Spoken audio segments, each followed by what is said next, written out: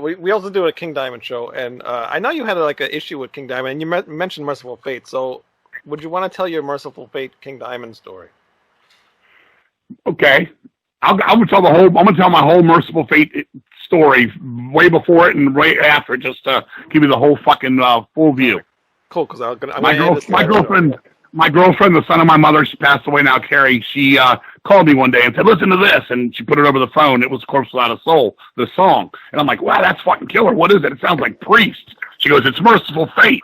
She goes, "This guy's wearing makeup. He's got a fucking upside down crossbone and shit." I'm like, "Oh my god!" Now I'm fucking 14 years old or whatever it was, and I'm like, "Jesus Christ!" And she's like, "Yeah, my girlfriend Alex, her cousin, just brought it from overseas, so she taped it for me, and I fell in love with that first fucking EP." Now, the day Melissa came out, they signed to Megaforce in the United States after they'd been on Rave On Records with the first one. Now, I've been in touch with their manager, which was a guy named John Kibble. He sent me posters and all this shit, buttons. I still got the first Mercyful Fate fan club patch and button from that time and everything. And then he told me it was coming out this day. I went to the store, I bought Melissa, fucking loved the fuck out of it. It was killer. And I was like, when are these motherfuckers going to come to America? And everybody was falling in love with Mercyful Fate. So Don't Break the Oath. They come to America. They're on tour with Exciter.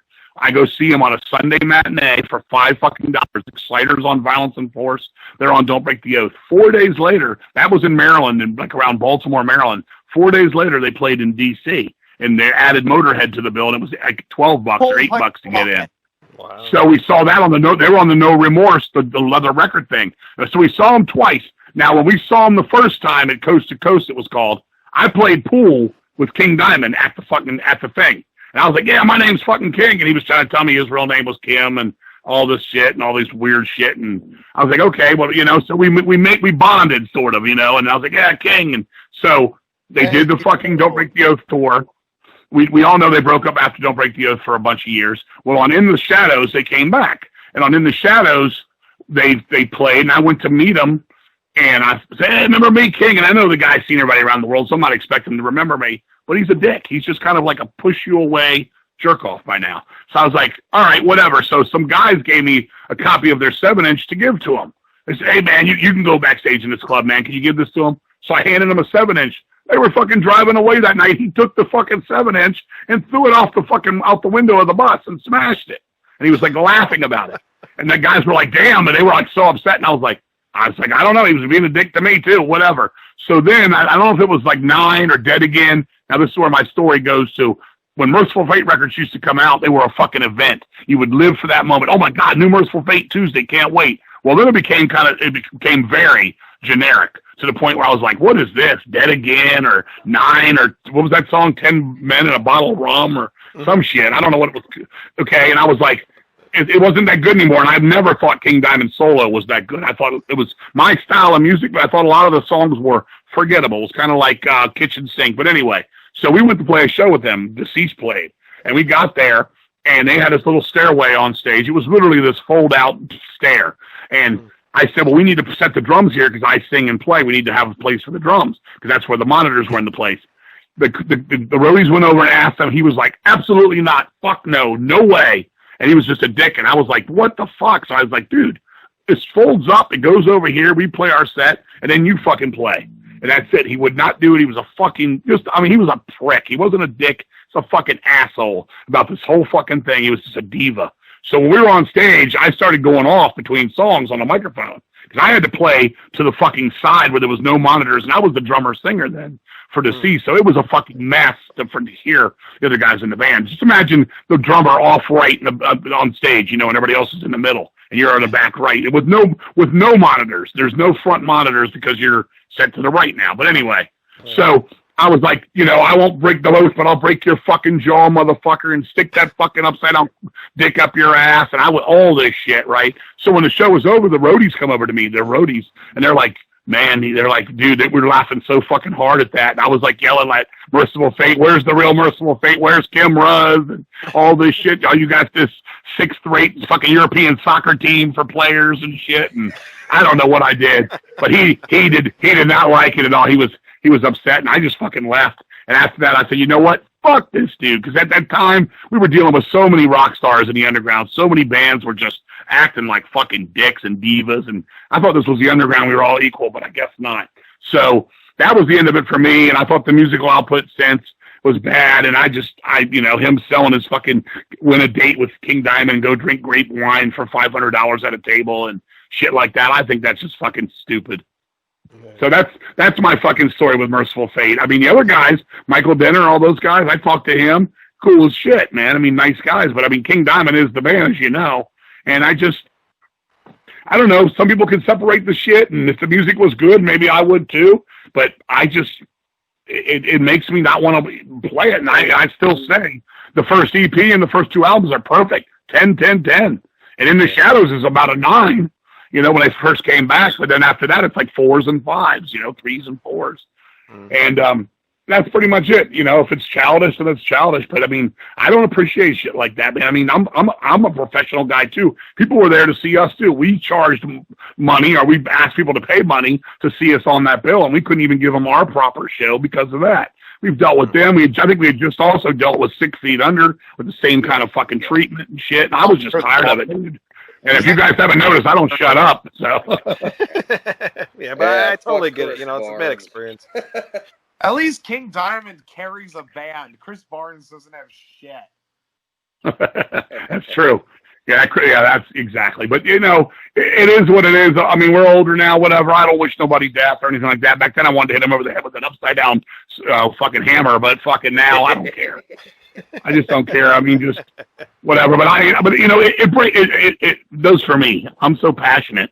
It does for me. It makes me feel like my heart's hurt from it. It's like it really is. It's like if Voivod were dicks to me. My buddies seen them 51 times. If they were dicks, I'd feel crushed. That's just who I am. That's how I am. I'm nice to anybody that's nice to me. I don't fucking go out of my way to treat anybody like shit. And Deceased ain't no big head honcho anywhere, but we've been doing this 35 years, and we go out, we have bands that look up to us now for whatever reason, or just, give us respect for how long we've been doing this. And I try to get, I'm like, you're here too, man. Use the stage, use the banner, use the lights, use the whatever you want to do. But I've said people like, no, don't look there. Don't look these people in the eye. Don't do that. And I'm just like, what the fuck is this?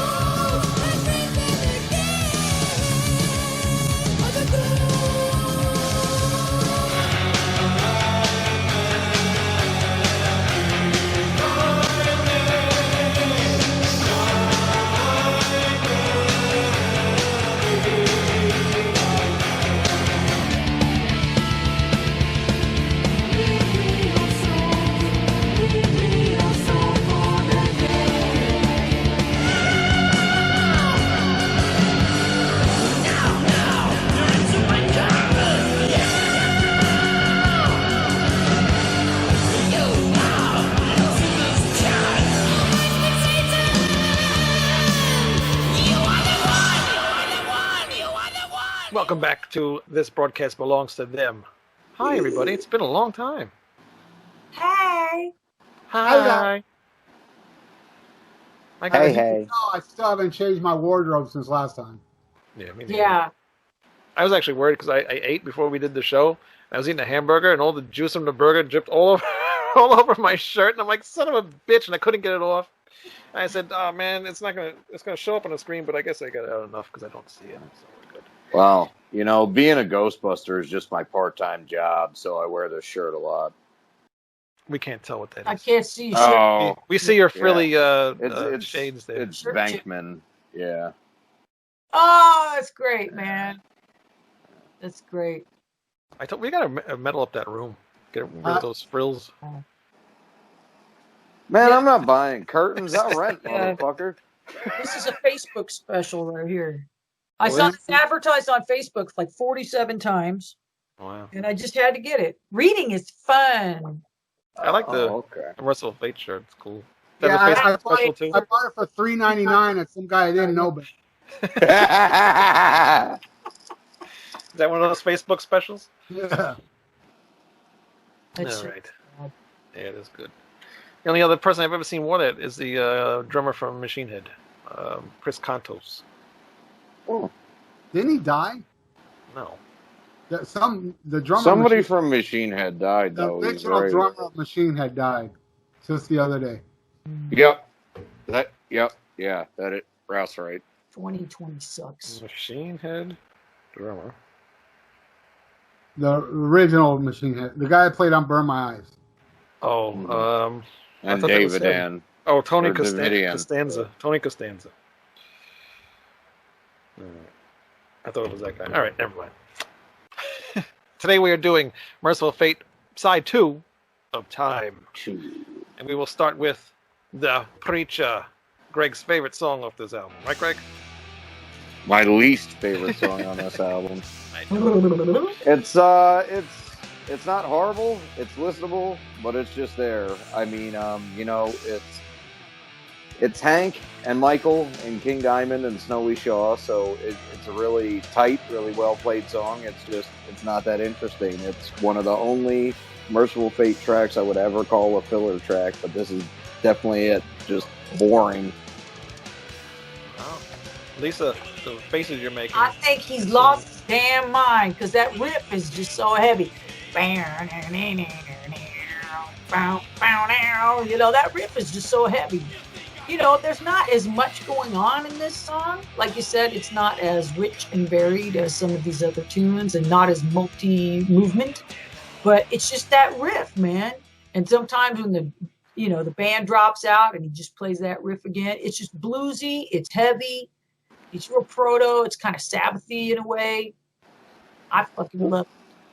Right, but I mean, Sabbath, Tony Iommi can take a single riff like a National Acrobat. That's one of my favorite songs they do, but they all kind of come together to make that interesting. That just doesn't happen for me here. It's a great riff.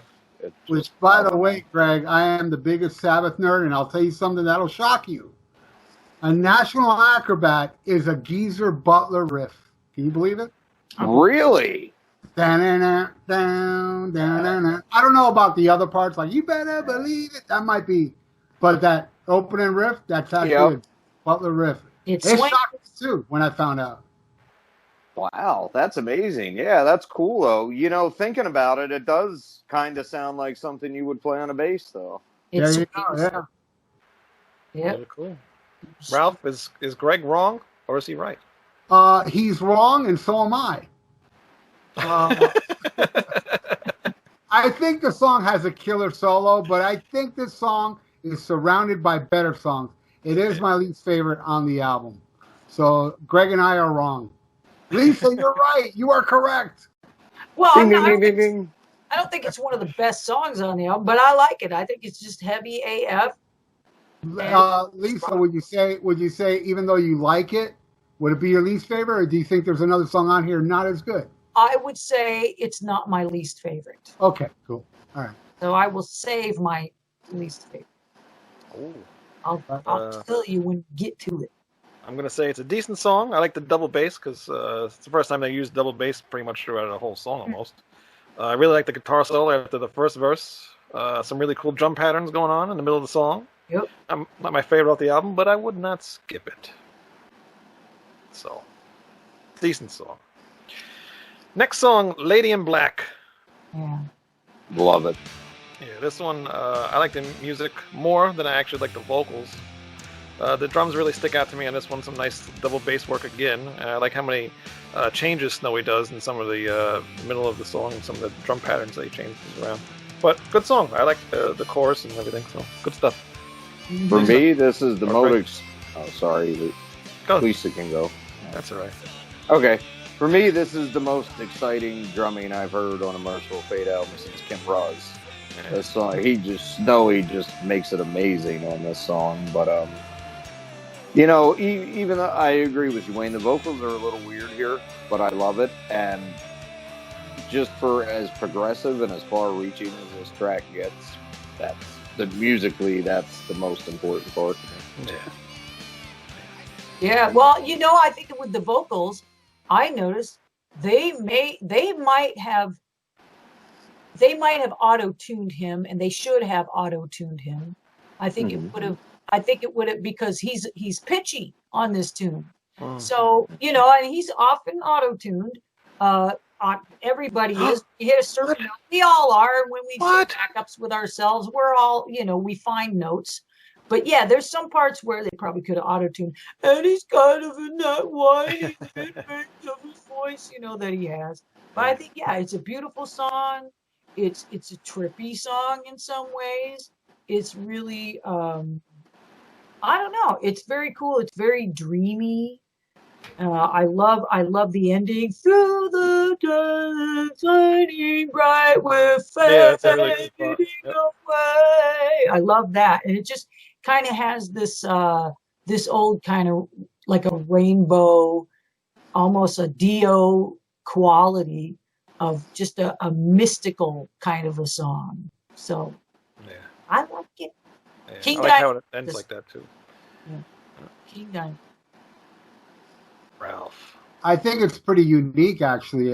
This song is a perfect example of how King Diamond blends his falsetto with his normal voice. To me, this is one of the best songs on the album. And Dark Tranquility does a cover.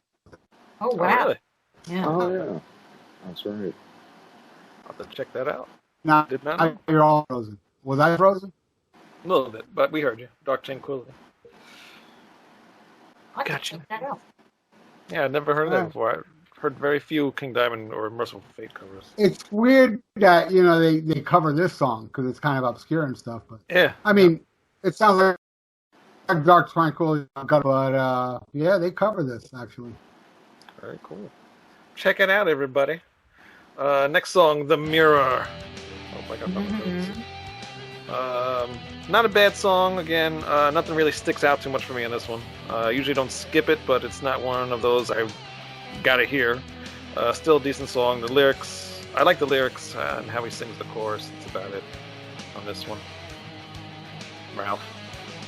I think the solo in this song that starts the song, Yeah. I love it. But it is kind of like, I can see it be a filler, but killer filler. Straightforward metal. I dig it. I like metal. Especially that solo in the beginning. That's just awesome. Yeah. Lisa? I love this song. I think it's a super catchy chorus. I think that's one thing about the songs on this is I just see the name of the song or I hear a lyric and then I remember all of that. And yeah, I think it's great. Like you said, the solo's killer. The story, it's a cool story. It kind of sounds like a story that would be on the first King Diamond, Fatal Portrait. Reminds me of a Fatal Portrait kind of a story. So yeah, I love this song. I love all these songs on this video. I love this video. I can tell. Greg? Spankman? Like Ralph said, my favorite part is definitely that opening solo or the first solo there. And it's a good song. It's very catchy. It's one of the ones I remember the most because the chorus is actually so damn catchy. But other than it just being a really good straight-ahead heavy metal song, there's not much I really have to say about it. It's probably one of the least dynamic numbers. Yeah. Well, one more thing that I like about this song, I forgot, is just in the verses what Snowy Shaw does. And it's just really driving. And it's really unusual. That's right. That is this song. He starts with that snare, bucket to bucket to bucket to, and it's just like punching you in the face. Snowy just kicks ass on the song. He does. So that's one thing I like about it. I'm glad you mentioned that, Lisa, because I remembered wrong. I actually thought that was part of the next song, so I'm really glad you said that before I made an ass of myself. And then see the chorus is, or the verse is like bunging, and then it goes to halftime in the chorus. So it's odd. It's kind of unusual that way. There's this tension and release. I really like that. I think that's good songwriting. That it is. That's one thing I really like. This album has Snowy on it, and he adds a lot of drum Yes. patterns on here that a lot of drummers can't do. He's just like a free forming drum solo whatever person. I like the way he played drums. He doesn't really, I mean, he puts thought into it, but he just plays. Like when we were doing an interview with him, when he plays like the older songs, he doesn't play them exactly. He plays them how he feels, to play them. He's not a copycat, which is cool. Next song, Afterlife. Again, this one I really like. The lyrics and the music. My favorite part is the guitar solos in between the chorus.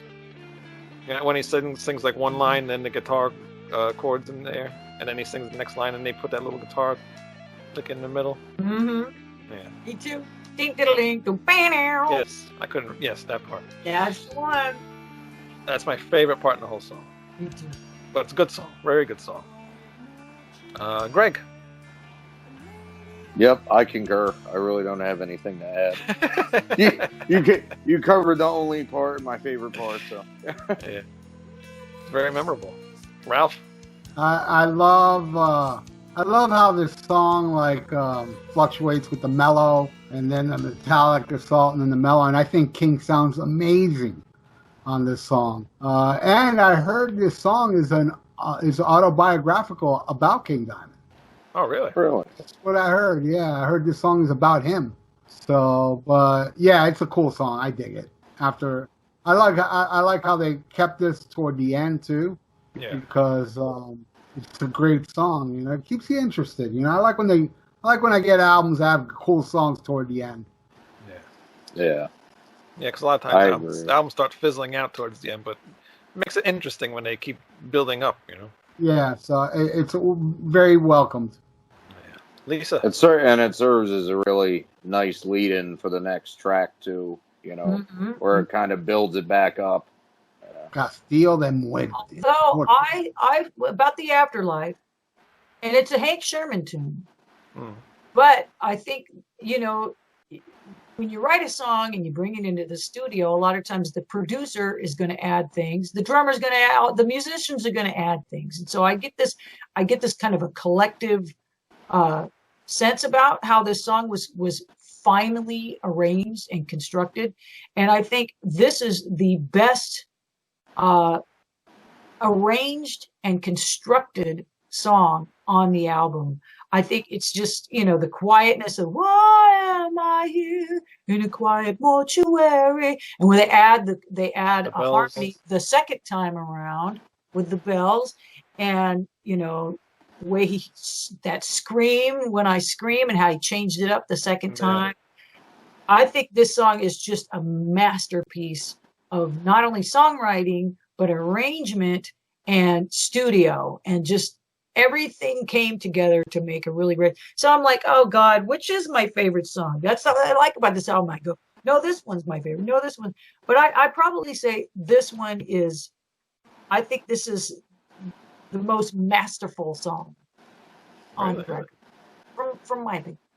Very cool. No, I could see it. It's a good song. I like it.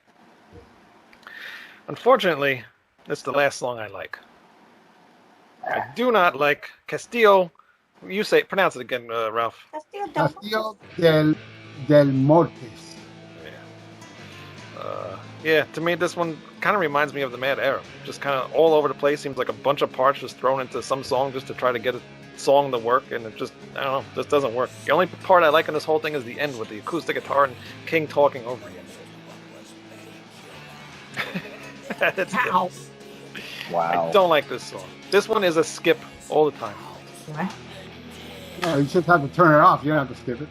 That's true. Last track. Ralph. I love it. I love this song, but then again, you're right. I'm wrong. You're wrong. You know what I find very interesting about this song was like how that it bothers me to today. I'm like, dude, this sounds like something wrong. It sounds like this progressive that only Rush would do that type of thing, like kind of like La Vida Strangiato, but it's not that song, but it's got that I'm still convinced there is a Rush song out there that has that. I can't find out what it is. But I love this song. I think it's a cool closer to a very underrated album. So I give it 3 Castillos de Mortes. And 2 thumbs up. Lisa. Well, I like the song. I think it's badass. I think it's schlocky in a lot of ways. 9 units of demons and all of that stuff. Yeah.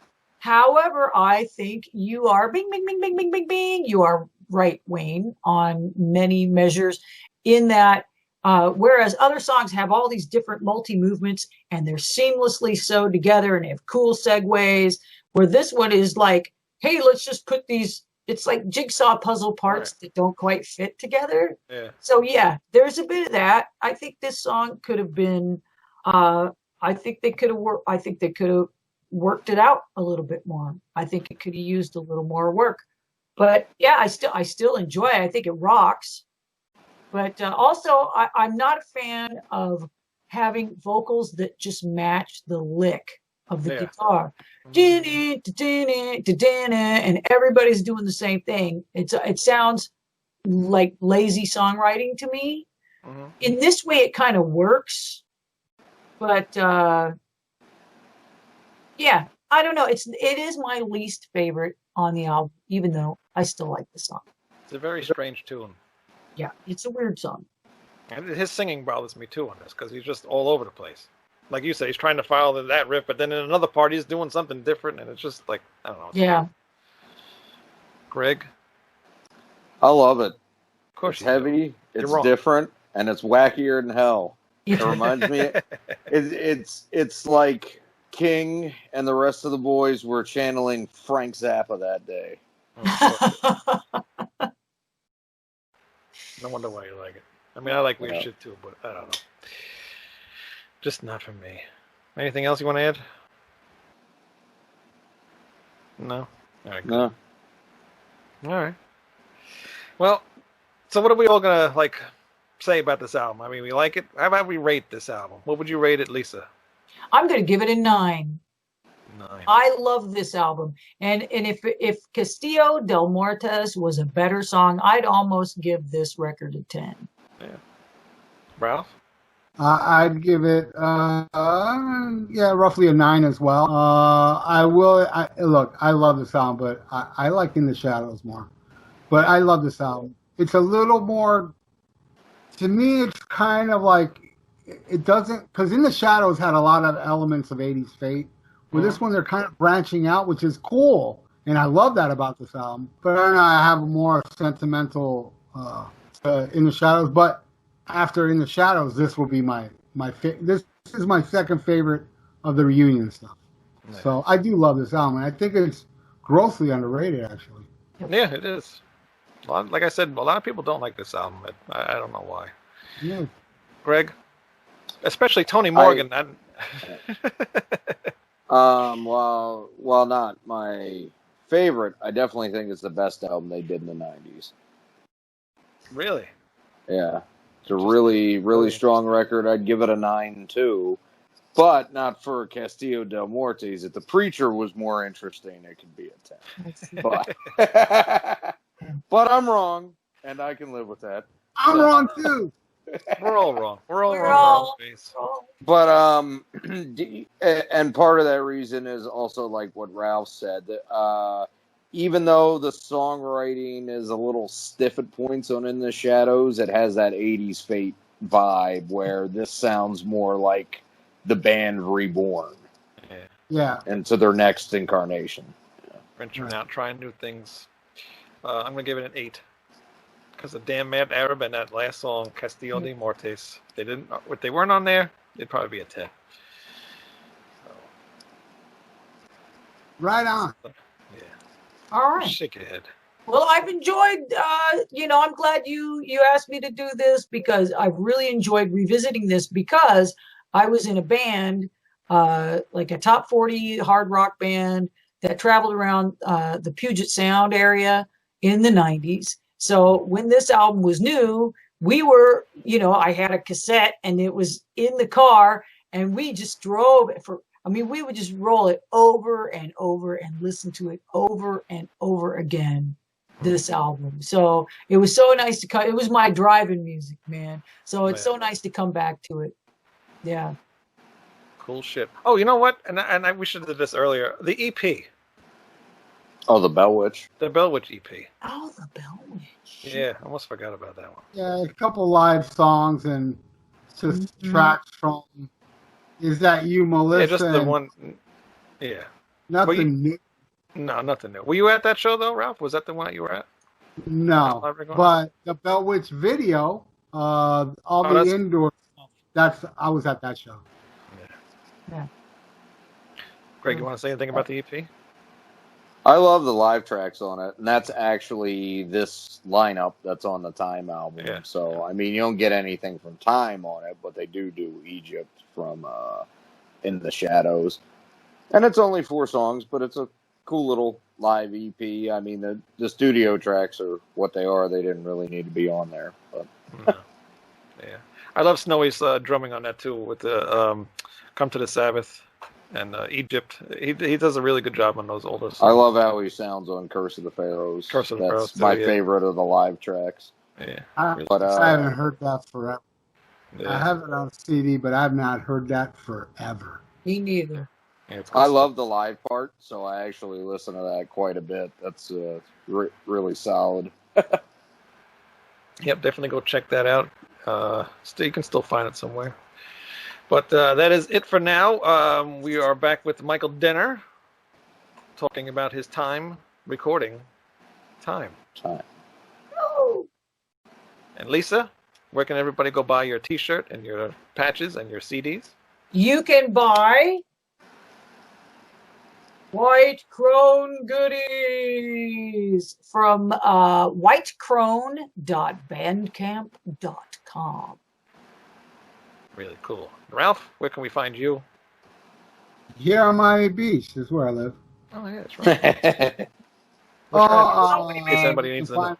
Almost Human on YouTube, the Airvault Podcast, Dr. Fuck Show on that metal station every Thursday night, 8 p.m. And I highly recommend the new Onslaught, Generation Antichrist. Best damn album I heard so far in 2020. Fuck yeah, get it. That's right. And check out Ralph's interview. White Crone too. Poisoner. Check that shit out. Thank you. And check out Ralph's interview with Nide Rocket, because that was pretty fucking rad. Yeah, dude. Thanks to Wayne for hooking that up. Right on. No problem. All right. And you will catch us, me and Greg, on our regular show, ratsoundreview.com, every week. And that's all I can say. We will see you next week. Smack 'em about. Bye. All right, so after In the Shadows, you did Time. Now, was there anything different about this album besides not having Timmy there? And now you're actually playing with Snowy, and you got the new bassist. It was Charlie D'Angelo, right? Yeah. The thing with that album is I received the tape of the demos Hank and King did for that album, the preparation for the album. And I must admit, it was the most disappointing part of my work with these guys, these two. I was very disappointed. Really? It was more popish, and the songs were weaker, and it was like, I was really disappointed. Of course, it helped, when I went to Dallas and we recorded the songs, and rearranged something, brought in some riffings here and there. Then it became better, but in my book, it's the weakest of the Mercyful Fate King Diamond albums I've done. Wow, in my opinion. And a lot of people disagree because there's some very melodic songs, easy to dig into. But for me, the album lacked what Mercyful Fate is all about in most parts, But that's my opinion, Of course, yeah. No, I love the album, but I do hear, definitely what you're saying. Yeah, Okay. I hear what he's saying, and I agree a little bit too. While I do like Time, I liked Into the Unknown better. And when that video for the Uninvited Guest came out, and I first saw that, I was like, "Oh, okay, Mercyful Fate." Yeah, yeah. You also I had the changed same the feeling, you changed the guitar sound tone on that album too, Into the Unknown. Yeah, we changed a bit. Yeah, what happened really? I'm not quite sure. I might have, it could have been at that point where I got the deal with Laney. I had this sponsorship from Laney amps, so it could have changed the sound a bit. Yeah. It could. I'm not that sure about what happened there.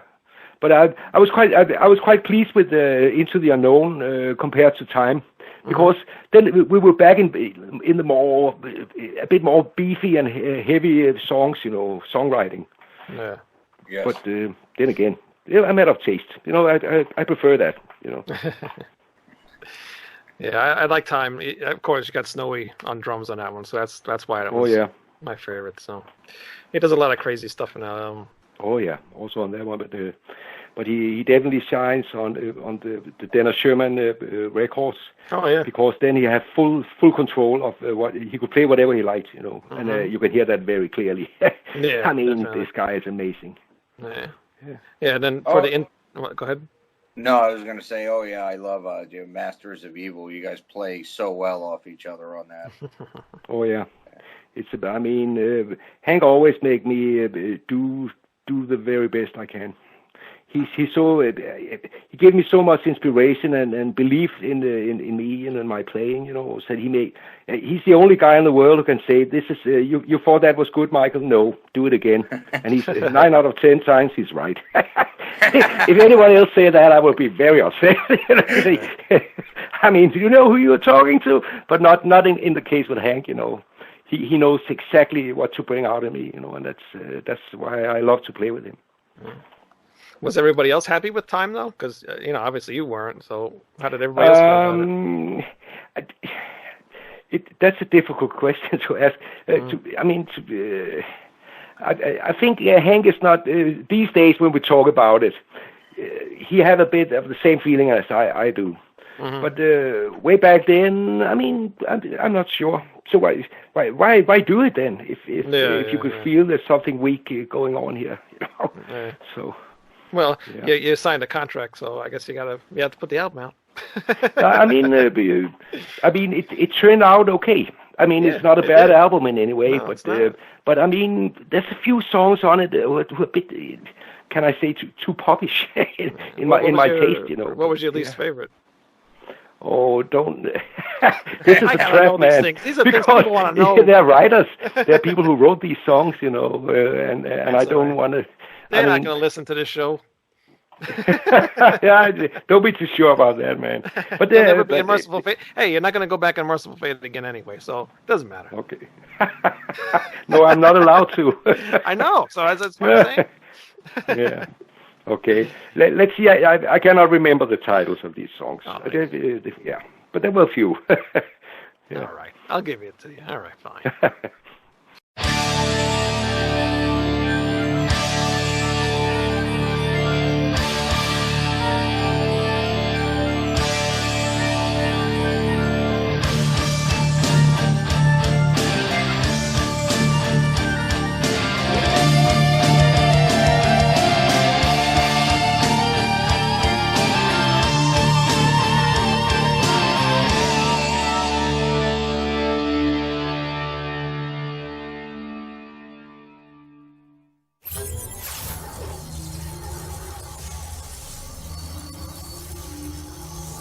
What?